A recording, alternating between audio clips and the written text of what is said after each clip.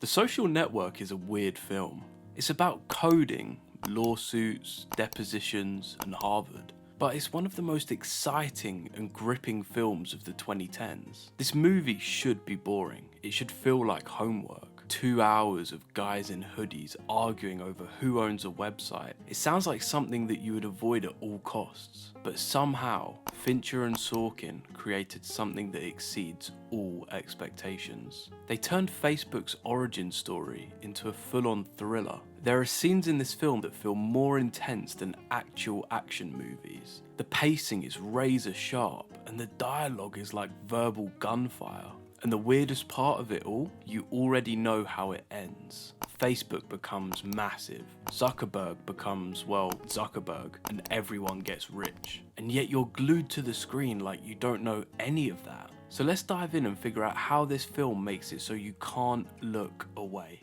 Part of the reason this movie hits so hard is because it isn't filmed like a drama, it's filmed like a thriller. Fincher basically takes the most low-stakes material imaginable, college parties, depositions, business meetings, and makes it feel like everyone's life is on the line. The entire story is built around these two depositions happening at the same time, and the movie constantly jumps between them and the past. So instead of watching a straight chronological story, you're piecing it together like a mystery. You're constantly filling in gaps. You're waiting for the next reveal. You're trying to understand who's lying, who's hurt, and who's about to flip. It gives the film this constant, low-level tension. You never settle in. You're always upright, waiting for whatever comes next. And the editing plays right into that. Scenes don't have neat beginnings or tidy endings. They often start mid-moment and cut early, sometimes right as the character is about to say something important. It creates this restless energy, like the movie is sprinting forward and dragging you behind. Then there's the score. Reznor and Ross didn't compose something polished and inspirational. They made a soundtrack that sounds more like paranoia in music form. These pulsing, glitchy electronic tracks that make a conversation about ad revenue feel like some covert spy mission. It gives the whole film this uneasy heartbeat. So even though the movie is literally about people talking in rooms, it feels dangerous. It feels like something could explode at any second, even if it's just a friendship or a business relationship or someone's ego. Fincher takes drama and shoots it like tension, and that is what hooks you in from minute one. And a huge part of that thriller feeling comes from the editing, because this movie does not give you a second to breathe. It never pauses to explain anything. It never slows down to hold your hand. It trusts that you'll keep up, and if you don't, tough.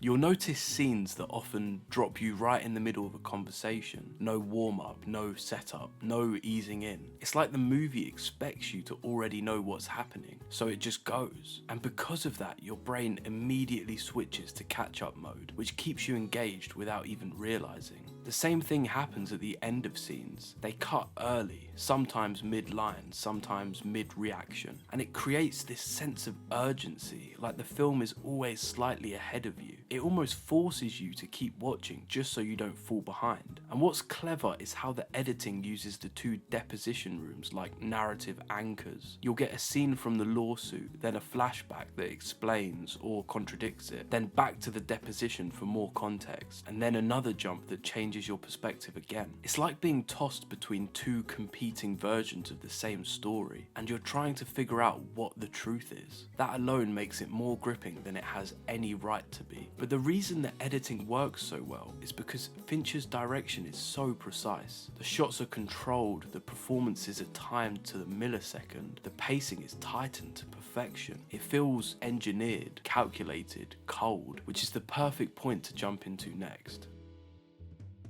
A lot of what makes the editing hit so hard comes straight from Fincher's direction, because his whole style in this movie is cold, precise, almost mechanical. There's no shakiness or no looseness, no let's just see what happens kind of filmmaking. Everything is controlled to the millimeter, which gives this movie this sharp, almost clinical feeling. The camera barely ever feels handheld, glides, it tracks, it moves in these perfectly smooth lines, like it's another computer in the room silently processing what's happening. And because the camera is so steady, every tiny movement or expression the characters make stands out way more. Then there's the lighting. The film is dark, not in a gloomy way, but in a very intentional way. Harvard dorms, bars, offices, everything is lit like an interrogation room. Even places that should feel warm or friendly just feel tense. Fincher turns normal environments into pressure cookers, where every conversation feels like someone is being cornered. It fits the story perfectly because Zuckerberg is basically the human version of this style. He's logical, calculated, emotionally distant, and all about control. The whole visual language of the movie mirrors the way he thinks. Straight lines, clean compositions, nothing messy, nothing emotional. And then you get moments like the Henley Regatta scene, where everything is suddenly turned surreal. Tilt-shift lenses, dreamlike music, hyper-stylized slow motion. It almost breaks the rules of the film's style, but it does that to make a point. This is Facebook entering the mythic stage. It's no longer a college project, it's becoming a global phenomenon. Fincher isn't just making things look good, he's using the visuals to tell a story. Cold precision reflects the cold ambition, the darkness reflects the moral grey areas, the smooth camera movement reflects the inevitability of where all this is heading. But even with all of this, the real engine that powers the film, the thing that makes every scene feel alive, is the writing. Because if Fincher provides the precision, Sorkin provides the spark.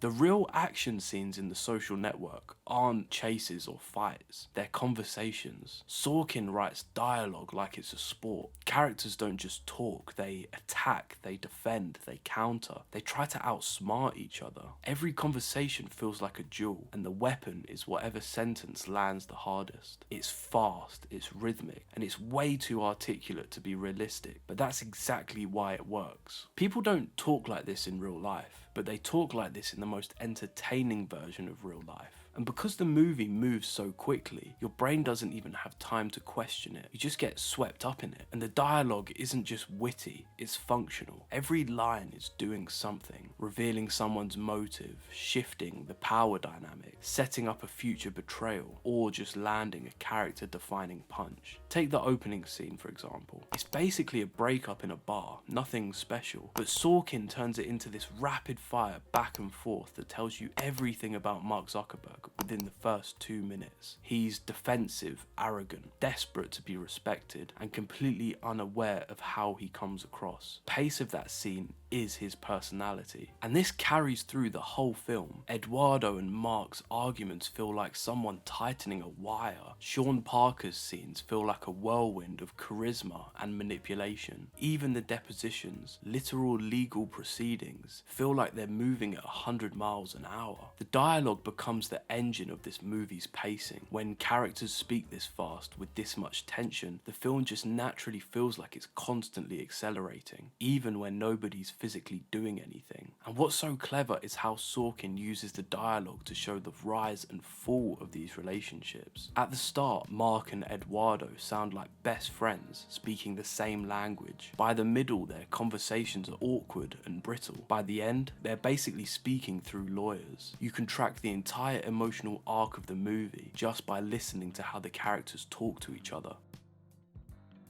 And that's where the story really kicks in. It's the real life context that we already know that holds us captive in the film. You don't need the film to explain who Mark Zuckerberg is. You don't need it to explain what Facebook becomes. You walk into this movie already carrying the context, the success, the scandals, the memes, the reputation, all of it. And it creates this weird, almost voyeuristic excitement because you're not just watching a character rise, you're watching the rise, the origin story of one of the most powerful people on the planet and one of the biggest companies in history. It makes every scene feel loaded with meaning. When Mark is coding Face Smash in his dorm room, you're not thinking, oh cool, he's building a website. You're thinking this stupid, petty idea accidentally kickstarted a multi-billion-dollar empire. When Eduardo freezes the account, You're not just watching a business disagreement, you're watching the early cracks in a friendship that will eventually lead to lawsuits worth hundreds of millions. Even Sean Parker's introduction hits harder because you know who he became. His chaos doesn't just feel chaotic, it feels inevitable, like you're watching a fuse get lit. And the whole time the movie plays into this meta knowledge. Every moment feels like it could be the start of something massive. Every argument feels like it could shape the internet, and every betrayal feels like it echoes into real life. And that's why the movie almost never needs exposition. The audience already brings it. You know where Facebook ends up. So the tension doesn't come from what happens. It comes from watching how messy, petty, and human the process actually was. It's like prestige gossip on a global scale. You're watching behind the scenes drama of people who changed the world. But the film reminds you constantly that they were just kids making it up as they went along. The stakes feel huge because they are huge, not because the film tells you, but because history already has. At the end of the day, The Social Network really shouldn't work as well as it does. It's a movie about lawsuits, depositions, and lines of code, stuff that should feel cold, procedural, even boring, but somehow it plays out like a thriller, moves like a character drama, and hits like a tragedy. And that's the whole point. Fincher and Sorkin take something familiar, Facebook, Harvard, Zuckerberg, and they package it like a high-stakes psychological showdown. We're hooked because we already know the ending. Facebook becomes massive, Zuckerberg becomes a billionaire, but what we don't know are the battles, the betrayals, and the fractures underneath. The film feeds off of that curiosity. The rapid pacing, the cross-cutting timelines, Trent Reznor's anxious, pulsating score, icy cinematography, the razor-sharp dialogue, all of it creates a sense that we're not just watching events, we're being pulled through them. But the real magic is this: The Social Network makes something huge and cultural feel personal. It's a story about ambition, insecurity, friendship,